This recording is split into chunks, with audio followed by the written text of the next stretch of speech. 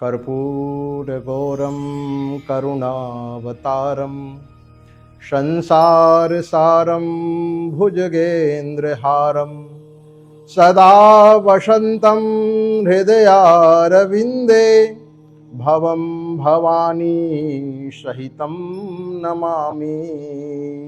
भवं भवानी सहितं नमामि। 11 जुलाई से श्रावण मास प्रारंभ हो रहा है और जो मैंने भी आपके सामने श्लोक बोला कर्पूर गौरम करुणावतारम, इस श्लोक को सभी 99% लोग, पंडित समाज नहीं बोल रहा हूं, 99% यही समझते हैं कि जब कर्पूर की आरती करेंगे तो ये कर्पूर का मंत्र है। ये नहीं है, ये भगवान के ध्यान का मंत्र है। कर्पूर गौरम करुणावतारम। ठाकुर जी का स्वरूप कैसा है? कपूर की तरह एकदम वाइट, सफेद। करुणावतारम, करुणा का, जिनका हृदय करुणा का सागर है। संसार सारम भुजगेंद्र हारम, जो पूरे संसार का ध्यान रखते हैं। अपने तो एक परिवार का ध्यान रखते हैं, अपने बच्चों का ध्यान रखते हैं, लेकिन जो भोलेनाथ है, जो पूरे संसार का ध्यान रखते हैं अपने परिवार की तरह। भुजगेंद्र हारम, जिनका जो हार है वो सर्पों का है। सदा वसंतम हृदयारविंदे भवम भवानी सहितम नमामि।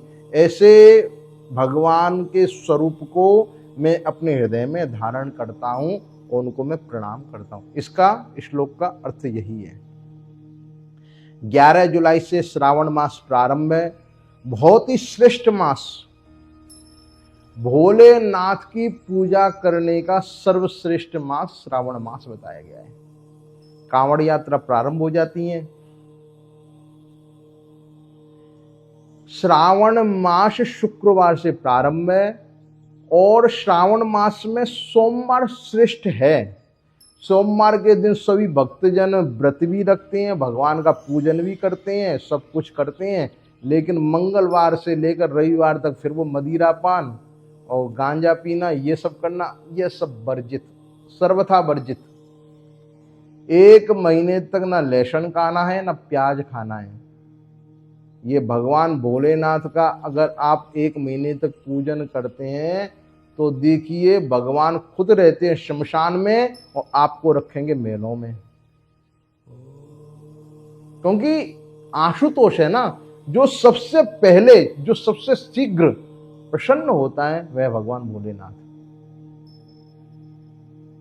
इनका गुणों का गान में एक साधारण पंडित जी नहीं कर सकता, क्योंकि अशितगिर शमंशात कज्जलम सिंधु पात्रे सुरतरुवर शाखा लेखनी पत्र मूर्वीम लिखति यदि गृहीत्वा शारदा सर्वकालम तदपि तव गुणाना मीश पारम न याति।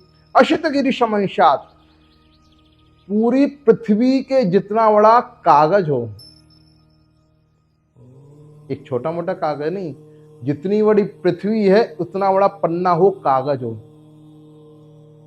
और स्याही कितनी होनी चाहिए उस पृथ्वी पर लिखने के लिए कि असित गिरीश कज्जलम सिंधु पात्रे, सागर जितना पानी है उतनी स्याही होनी चाहिए। शुर तरवर शाखा लेखनी पत्र पर, जो स्वर्ग में वृक्ष है उसकी लेखनी बननी चाहिए। लिखति यदि गृहीत्वा शारदा सर्वकालम, लिखने के लिए कोई साधारण आदमी नहीं, मां पराम्बा भगवती शारदा सरस्वती स्वयं जब भगवान के गुणों का गाहन लिखना प्रारंभ करें, 1 मिनट भी बिना रुके लिखती जाएं और मां शारदा भी थक जाएं लिखते लिखते। तदपि तव गुणाना मीश पारम न याति, तब भी माता सरस्वती कहती है मैं भगवान भोलेनाथ के गुणों को नहीं लिख सकती। तो इतने गुणों की सागर है भोलेनाथ। सोमवार को तो सभी प्राय व्रत करते ही हैं, एक समय फलाहार कर लें।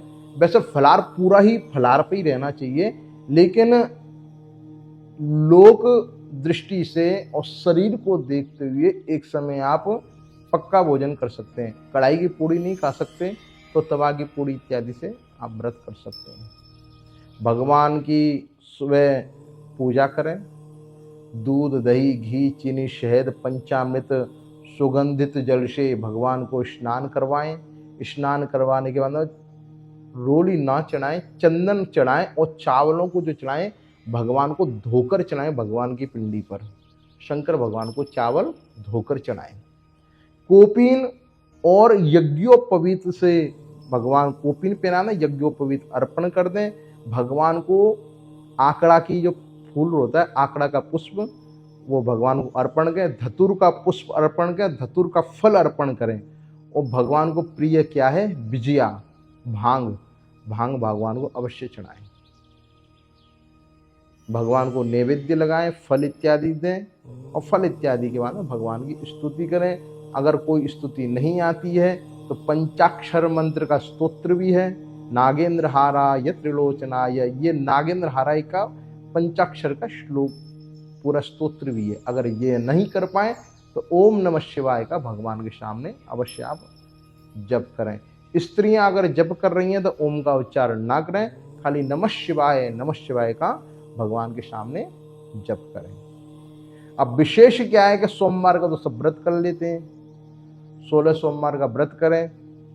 इसी श्रावण के सोमवार से आप 16 सोमवार का व्रत प्रारंभ कर सकते हैं। दूसरे दिन आता मंगलवार। मंगलवार को मंगला गौरी का पूजन होता है, माता पार्वती का विशेष पूजन होता है। 16 प्रकार के वहाँ पर पंडित जी आते हैं, नवग्रह षोडश माध्यिका कलश स्थापन की पूजा करवाते हैं, मंगला गौरी का पूजन करवाते हैं, 16 प्रकार के धान्य चढ़ाते हैं, 16 प्रकार के पत्ते चढ़ाते हैं, 16 प्रकार के फूल चढ़ाते हैं, 16 दीपकों से भगवती की आरती होती है, 16 लड्डू बनते हैं, नाना भांति के 16 प्रकार के भगवती मंगला गौरी का पूजन होता है। तो यह पूजन 16 मंगलवार होता है। तो ये 16 मंगलवार 3 या 4 साल में पूर्ण होते हैं श्रावण के, क्योंकि श्रावण में मंगला गौरी का व्रत होता है। अब देखिए कि विशेष अपने श्रावण में क्या करें, क्योंकि हर आदमी अपने स्वास्थ्य को लेकर, अपने धन को लेकर, अपने मानसिक संतुलन को लेकर ग्रसित हो रहा है। श्रावण में ऐसा है कि एक बार किया गया रुद्राभिषेक आपको पूरे साल कष्टों से निवृत्ति दे देगा। वैसे तो शिववास अन्य महीनों में देखना चाहिए, लेकिन श्रावण में शिववास नहीं देखा जाता है। अगर विशेष से विशेष अगर कोई यजन कर रहे हैं तो उसमें शिववास देख लें। जो आपको शिववास है आप नोट कर लें।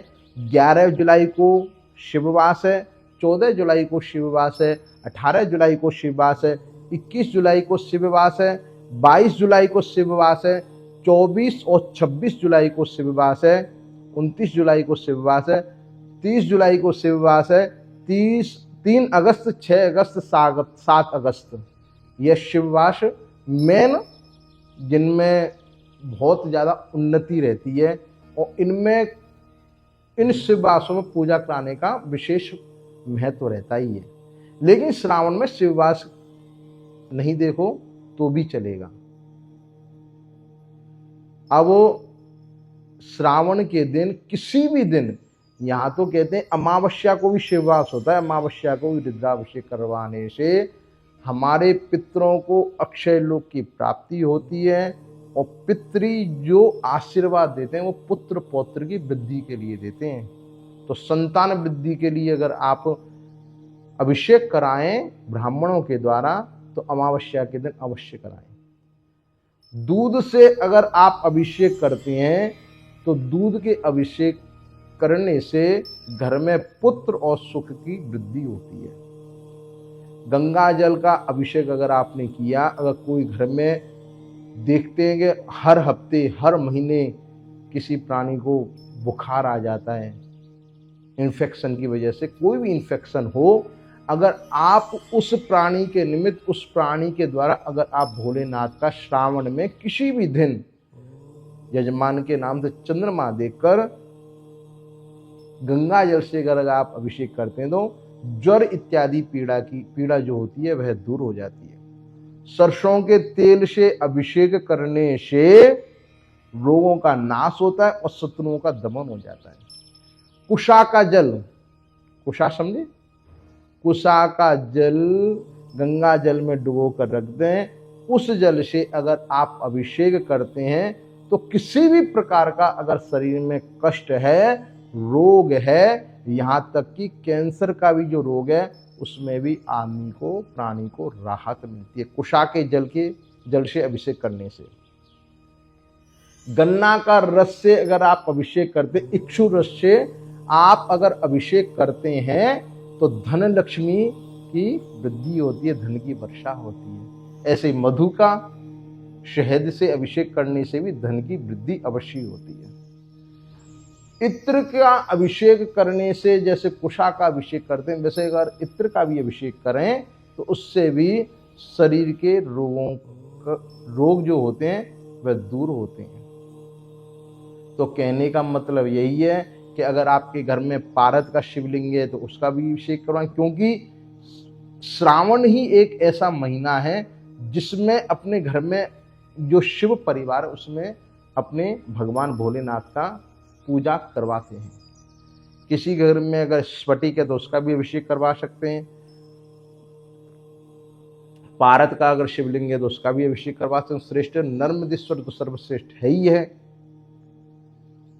अगर किसी के घर में शिव जी नहीं है तो पार्थिव पूजा करने से बहुत अच्छा पुण्य प्राप्त होता है, बहुत अच्छा फल प्राप्त होता है।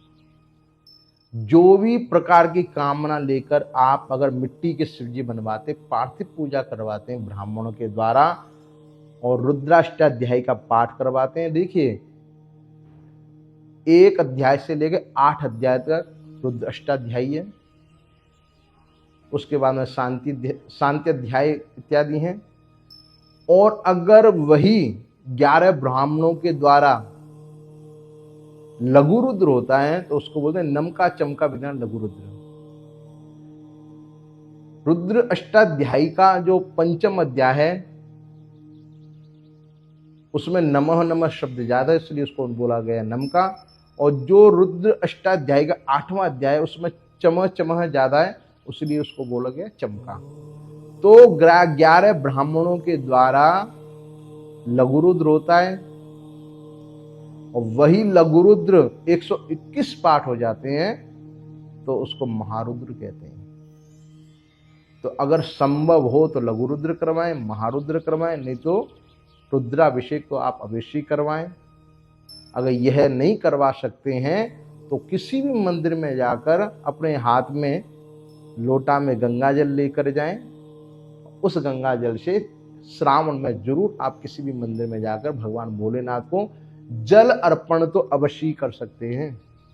अगर पूरे साल नहीं करते हैं तो श्रावण के महीने में जाकर भोलेनाथ के सामने उसकी पिंडी पर आप जल से अभिषेक कर दें, उससे भी भगवान भोलेनाथ प्रसन्न हो जाएंगे। भाव शुद्ध होना चाहिए, या कुछ आप चढ़ाएं या ना चढ़ाएं, लेकिन भाव शुद्ध रखकर 1 लोटा गंगा जल चढ़ाकर 1 बिलपत्र चढ़ा दिया, क्योंकि वो तो ओगड़दानी है। भगवान भोलेनाथ आशुतोष हैं, शीघ्र ही प्रसन्न होते हैं और शीघ्र प्रसन्न हो जाएंगे। क्योंकि इस सृष्टि को संहार करने का जो दायित्व है भगवान भोलेनाथ का है। उत्पन्न करता ब्रह्मा है, पालन करता भगवान विष्णु है और संहार करता भगवान भोलेनाथ हैं। तो संहार करने वाले को आप प्रसन्न रखें, क्योंकि कि मृत्युंजय महारुद्र त्राहि माम शरणागत जन्म मृत्यु जरा व्याधि पीड़ितम कर्म मंजलि। क्योंकि आदमी के पास में, प्राणी के पास में कितना भी पैसा हो, लेकिन अगर शरीर में बीमारी आ गई, उत्पन्न हो गई, तो डॉक्टर भी एक समय में कह देता है कि हमारे हाथ में कुछ नहीं है, भगवान से प्रार्थना करो। तो जो वो भगवान की प्रार्थना कहते हैं वो महामृत्युंजयी होता है। तो इस समय में किया हुआ भगवान भोलेनाथ के प्रति कुछ भी पूजा पाठ आपको 100 गुना फल प्राप्त देगा। बोले शंकर भगवान की जय।